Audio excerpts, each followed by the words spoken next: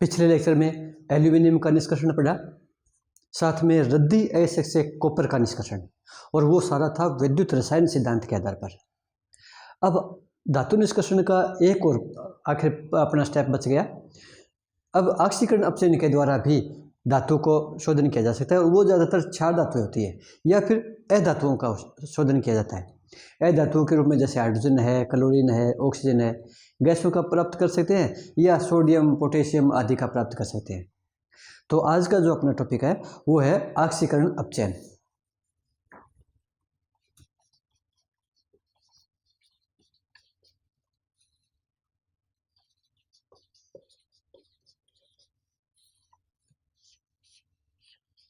और इस विधि के द्वारा या तो अधातुओं का और या फिर क्षार धातुओं का जो निष्कर्षण है वो किया जाता है।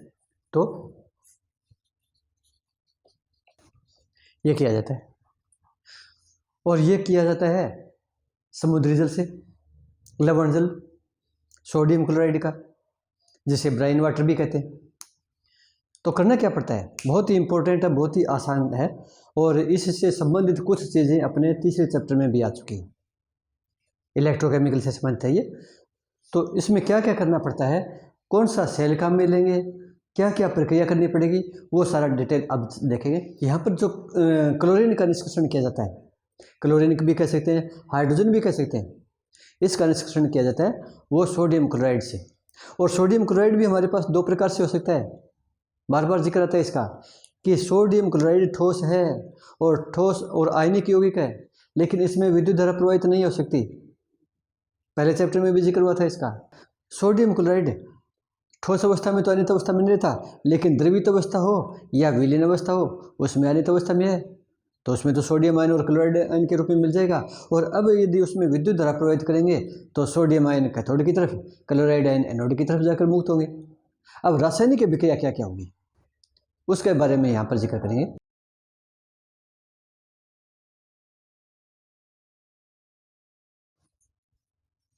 ब्राइन वाटर से एक बार जलीय विलीन का देख ले। सोडियम क्लोराइड की गलित अवस्था का बाद में लेंगे, एक बार जलीय विलीन का। तो इसमें प्रक्रिया क्या करनी पड़ेगी, यहाँ पर लेना पड़ेगा विद्युत अपघटनी सेल, और विद्युत अपघटनी सेल हो या विद्युत रासायनिक सेल हो, क्या क्या लेना पड़ता है, एक पत्र होता है, दो इलेक्ट्रोड होते हैं, विद्युत अपघट्य होता है। ये तो समानता होती है, लेकिन फिर आगे भिन्नता हो जाती है कि एक के अंदर विद्युत धारा प्रवाहित होती है, एक में से विद्युत धारा बाहर निकलती है। तो यहाँ पर इस सेल के अंदर विद्युत धारा प्रवाहित करेंगे, यह विद्युत अपघटनी सेल कहलाएगा।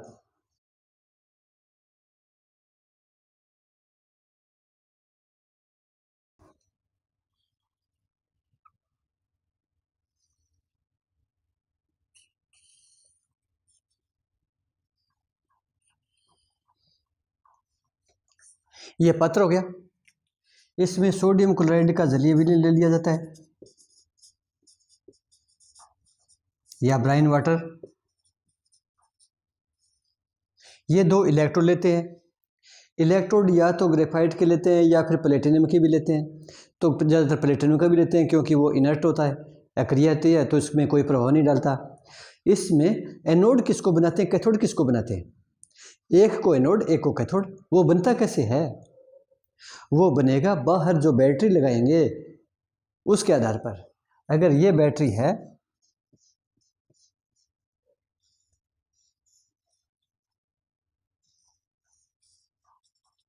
ये से जोड़ दिया, तो बैटरी का ये सिरा प्लस होता है, छोटा ये माइनस होता है, बड़ा सिरा प्लस होता है, छोटा सिरा माइनस होता है। ये प्लस है तो ये प्लस का काम करेगा, इसको एनोड कहेंगे। ये माइनस है, इसको कैथोड कहेंगे। ये हो जाता है। यहाँ पर क्या क्या है, इसमें NaCl का जलीय विलीन है, इसका मतलब यहाँ पर जल भी है। तो सोडियम क्लोराइड का जलीय विलीन का मतलब यहाँ पर सोडियम क्लोराइड तो है ही, द्रवित विलीन अवस्था में आ गया, साथ में जल। और जब विद्युत धारा प्रवाहित करेंगे तो जल भी तो विद्युत का चालक है, और उसके अंदर लवण मिल गया तो ज़्यादा हो गया। तो यहाँ पर जब विद्युत धारा प्रवाहित करेंगे तो दोनों का वियोजन होगा, सोडियम क्लोराइड का भी और जल का भी। वियोजन कैसे होगा, यहाँ पर इसकी अभिक्रिया इंपॉर्टेंट होती है। ये होगा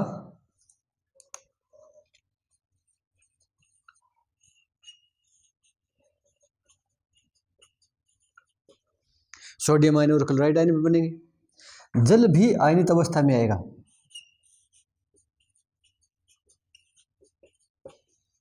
जल भी आयनित अवस्था में आएगा। अब जाएगा कौन कहाँ पर? यहाँ पर दो धन आयन हो गए, सोडियम आयन और हाइड्रोजन आयन। तो इस विलयन के अंदर सोडियम आयन भी है और हाइड्रोजन आयन भी है। दो ऋण आयन हो गए, क्लोराइड और हाइड्रोक्साइड। क्लोराइड ऋण आयन भी है, हाइड्रोक्साइड ऋण आयन भी है। कौन कहाँ जाएगा? तो ये तो हो गए कैटायन। कैटायन जाएंगे कैथोड की तरफ, ये है एनायन, ये जाएंगे एनोड की तरफ। तो जो धनायन है वो तो जाएंगे ऋणाग्र की तरफ, तो ये तो जाएंगे इधर। और क्लोराइड आयन और हाइड्रोक्साइड आएंगे इधर। तो ध्यान रखने का सीधा सा तरीका होता है कि जो कैटायन है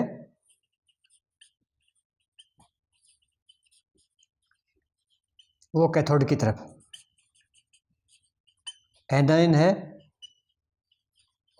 एनोड की तरफ। कैटायन कहते हैं प्लस को, धनायन को, एनायन कहते हैं ऋणायन को, कैथोड होता है ऋणाग्र। तो धन आयन ऋणाग्र की तरफ, ऋण आयन धनाग्र की तरफ जाता है। याद रखने का एक बिल्कुल आसान सा तरीका हो जाता है, सी के पास जाएगा, ए के पास जाएगा, बस। यहाँ पर अब सोडियम आयन और हाइड्रोजन आयन जाएंगे। अब कैथोड पर क्या अभिक्रिया होगी?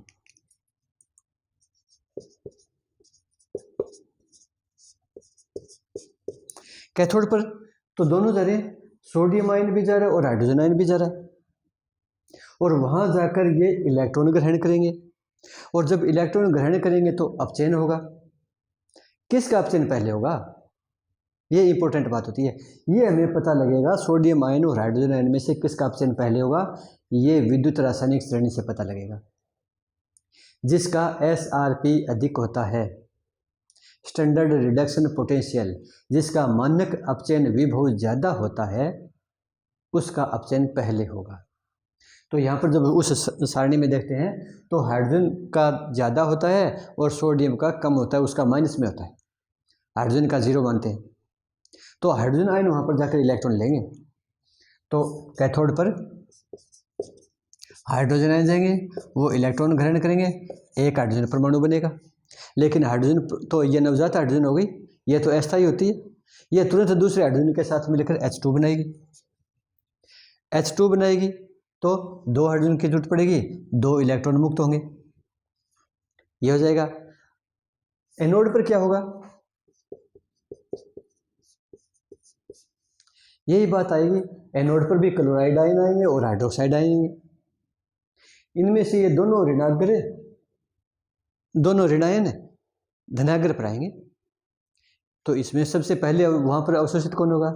यहाँ पर इन दोनों के पास ऋणायन है, वो वहाँ जाते ही अपना इलेक्ट्रॉन देंगे, और इलेक्ट्रॉन देंगे तो ऑक्सीकरण। अब किसका ज़्यादा होगा? तो वहाँ पर भी ये वो नियम होगा, जिसका SOP स्टैंडर्ड ऑक्सीडेशन पोटेंशियल लेंगे अब की बार ज़्यादा होगा। पिछली बार लिया था स्टैंडर्ड रिडक्शन पोटेंशियल, मानक अपचयन विभव लिया था क्योंकि उस पर अपचयन हो रहा था। अब की बार इधर आकर इलेक्ट्रॉन दे रहे हैं तो ऑक्सीकरण होगा, तो जिसका मानक अपचयन विभव ज़्यादा होगा उसको लेंगे, और वो भी सारणी से देखेंगे। उस सारणी में से देखेंगे तो जो अपचयन विभव ज़्यादा, ऑक्सीकरण विभव ज़्यादा है वो क्लोराइड का है, तो एनोड पर जाएगा क्लोराइड आयन, वो क्लोरीन परमाणु होगा और एक इलेक्ट्रॉन मुक्त कर देगा क्योंकि इसके पास एक इलेक्ट्रॉन है। तो इस हाइड्रोजन ने इलेक्ट्रॉन ग्रहण किया था कैथोड पर जाकर, तो इसका तो अपचयन हुआ, और इसने जाकर इलेक्ट्रॉन मुक्त कर दिया, इसका ऑक्सीकरण हो गया। क्लोरीन भी मुक्त अवस्था में नहीं रहती, यह भी तुरंत दूसरे क्लोरीन के साथ मिलाकर क्लोरीन का अणु बनाएगी, तो इसके 2 होंगे और ये भी 2 होंगे। तो इस तरीके से पूरी अभिक्रिया हो जाती है।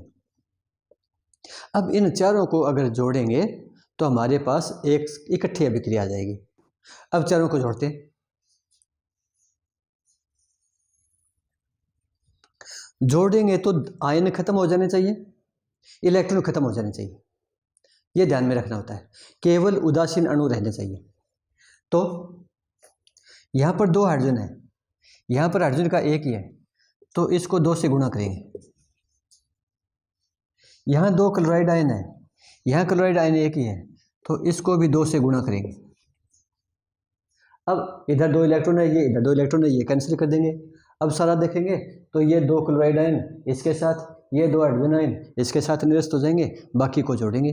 तो बाईं तरफ क्या क्या बच गया पहले, और उसके बाद दाईं तरफ क्या क्या बचेगा वो लिखेंगे। तो बाईं तरफ एक तो बच गया NaCl, इसके 2 मोल, बच गया जल 2H2O, ये 2 बच गए। ये उधर से कैंसिल हो जाएगा, ये उधर से कैंसिल हो जाएगा, इलेक्ट्रॉन ये कैंसिल हो गए। तो बाईं तरफ तो केवल 2 बचे, सारे कैंसिल हो गए। अब दाईं तरफ का देखते हैं। दाईं तरफ में ये सोडियम आयन कहीं नहीं आया, तो ये 2 सोडियम आयन है, क्लोराइड कैंसिल हो गया, हाइड्रोजन कैंसिल हो गया, ये 2 OH हो गए, H2 हो गया और Cl2 हो गया, ये बन गए। यहाँ पर ये आयन के रूप में दिखाया गया है, और आयन के रूप में क्यों दिखाया गया है, इसको NaOH भी दिखा सकते हैं, लेकिन NaOH प्रबल क्षार है तो वो तो आयनित अवस्था में रहता है, उसको तो 100% आयनित अवस्था में मानते हैं। इसी प्रकार इसको भी हम आयनित अवस्था में दिखा सकते हैं। क्यों?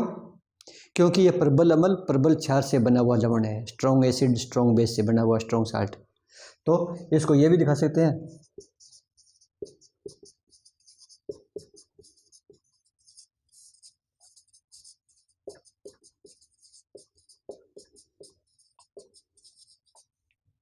ये तो सोडियम आयन से सोडियम आयन कैंसिल हो जाएगा, ये कोई प्रभाव नहीं डालेगा, तो रिएक्शन अपने पास ये बच जाती है।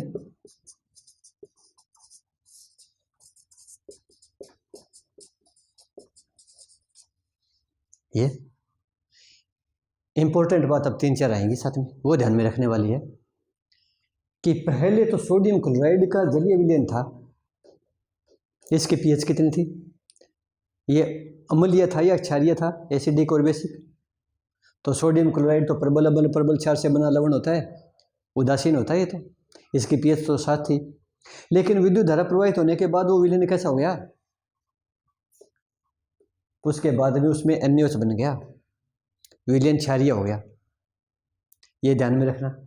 तो पहले जो NaCl का जलीय विलयन होता है उसमें विद्युत धारा प्रवाहित करने से पहले तो वो अम्लीय होता है, लेकिन विद्युत धारा प्रवाहित करने के बाद वो क्षारीय हो जाता है। पहली बात तो ये हो गई। दूसरी, हाइड्रोजन गैस कहाँ बनी है, क्लोरीन गैस कहाँ बनी है, तो हाइड्रोजन गैस बनी है कैथोड पर और कैथोड ये है, क्लोरीन गैस बनी है एनोड पर और एनोड ये है। तो यहाँ तो कुछ भी नहीं देखेंगे तो ये तो बाहर निकल जाएगी, वातावरण में चली जाएगी।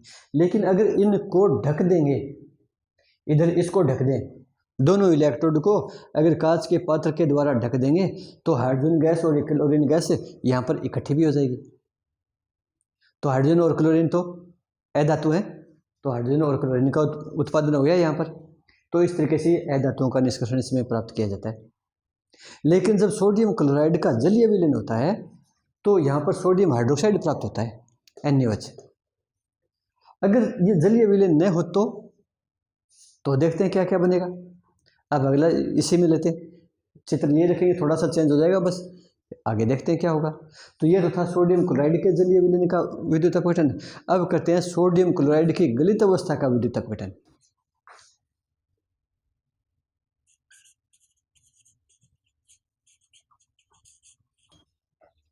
पहली बात तो ये, और दूसरी बात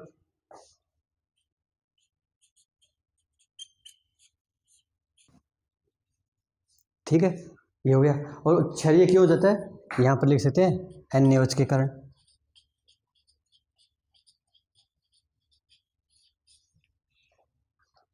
तो ये बातें। अब अगला लेते हैं। अब है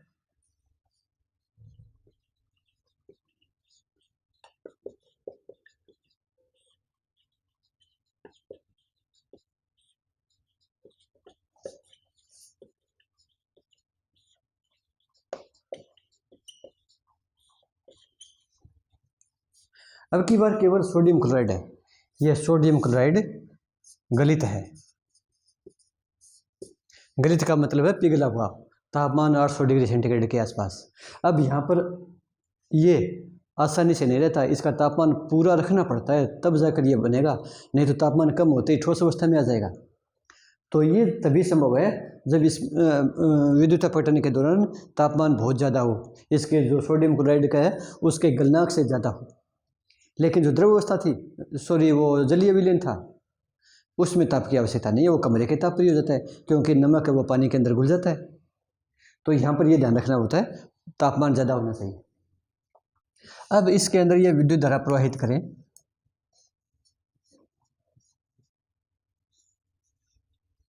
तो अब की बार क्या अभिक्रिया होगी? अब की बार तो केवल अकेला सोडियम क्लोराइड है, तो सोडियम क्लोराइड है वो इस तरीके से आयनित अवस्था में आएगा।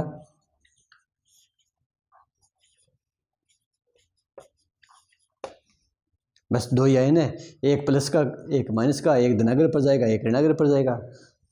तो एनोड पर क्या होगा? एनोड कहते हैं धनाग्र को। एनोड पर जाएगा क्लोराइड आयन, वो वहाँ जाकर एक क्लोरीन रखेगा और इलेक्ट्रॉन को त्याग देगा, ऑक्सीकरण हो जाएगा। इसको Cl2 के रूप में दिखा भी सकते हैं, इसको ये भी दिखा सकते हैं कि Cl दूसरे Cl के साथ मिलकर Cl2 बना देगी, ये गैस के रूप में बाहर आ जाती है। या एनोड के ऊपर है, इसके ऊपर कोई कांच का पात्र उल्टा रखेंगे तो उसके अंदर इकट्ठी हो जाएगी। कैथोड पर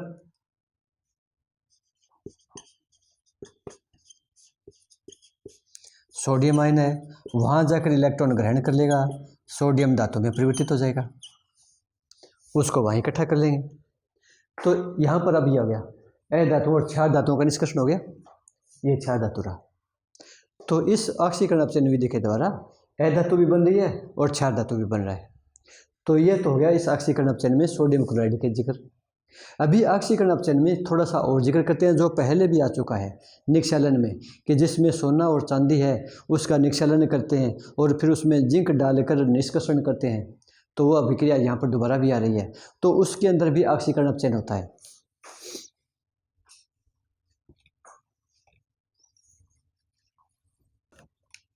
अब है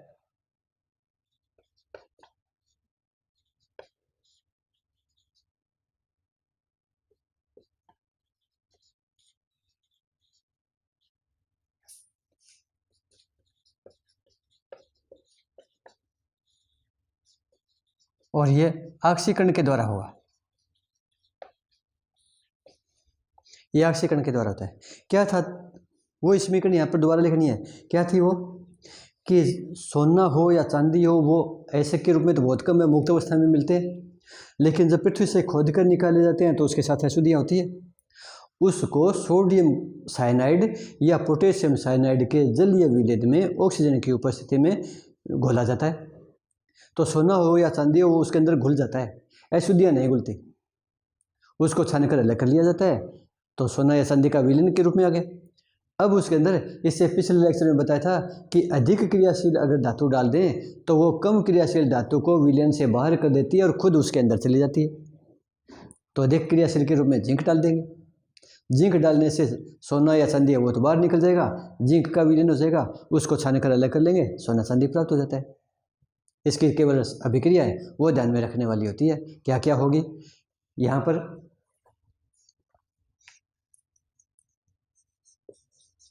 ये AU है, AG भी हो सकता है, सोना हो या चांदी हो कोई भी हो, प्लस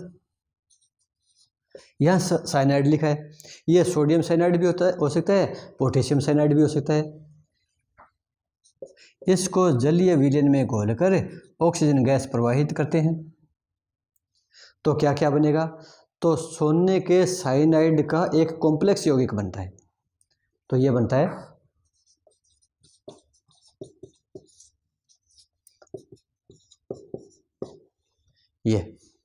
ये बनेगा। अब इसको हल करेंगे, हाँ साइनाइड के 2 थे, ये -1 आएगा। इसको संतुलित करते हैं, पहले संतुलित करते हैं तो इसके यहाँ पर 4 आते हैं, ये 8 आते हैं, ये 2 है, ये 4 हो गया और ये 4, ये अभिक्रिया संतुलित है इसकी। तो क्या किया है, यहाँ पर चांदी भी ले सकते हैं Ag, अगर यहाँ पर Ag लेंगे तो यहाँ पर AgCN ट्वाइस बन जाएगा, बस। तो क्या किया है कि सोना या चांदी का जो एसिड है पृथ्वी से खोदकर निकाला गया है जिसके साथ अशुद्धियाँ थी, उसको सोडियम साइनाइड या पोटेशियम साइनाइड के जलीय विलयन में घोलकर ऑक्सीजन गैस प्रवाहित करी, तो एक कॉम्प्लेक्स यौगिक बन गया सोने का या चांदी का, और वो विलय अवस्था में है।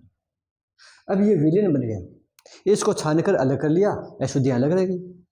अब इसमें सोना है या चांदी है, ये कम क्रियाशील धातु है और इसके अंदर अधिक क्रियाशील धातु डाल दें, जिंक, तो वो इस कम क्रियाशील धातु को विलयन में से बाहर कर देगी, खुद विलयन में आ जाएगी। अभिक्रिया इसकी आ जाएगी। सोने के आधार पर लिख रहा हूँ मैं समीकरण को।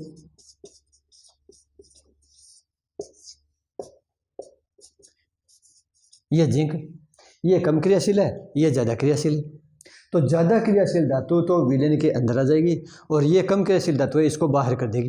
तो यहाँ पर ये बन जाएगा ये ठोस अवस्था में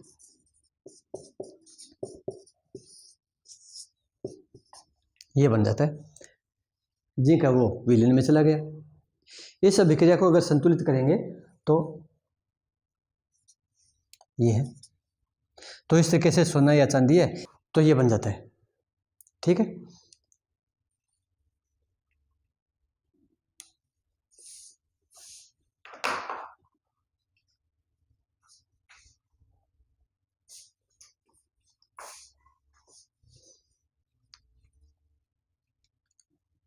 तो इस तरीके से पूरा धातु निष्कर्षण तक पहुंच गए। पहले पढ़ा था ऐसे के बारे में, फिर ऐसे के पीछने की तो खास बात नहीं है, फिर सांद्रण पढ़ लिया, सांद्रण के बाद में धातु निष्कर्षण पढ़ लिया, धातु निष्कर्षण में भी 3-4 विधियां पढ़ ली। अब अंतिम पद रह गया धातु का शोधन। जो धातु प्राप्त करी है उसमें लगभग 90 से 95% तक तो शुद्ध धातु है, लेकिन 4-5% तक अशुद्धि है, उसको शोधन करना है। तो अब अपना अगला जो लेक्चर होगा, वीडियो होगा, वो धातु शोधन से संबंधित होगा। तो आज का तो इसमें इतना ही रखेंगे। अगला जो वीडियो है वो धातु का शोधन से है।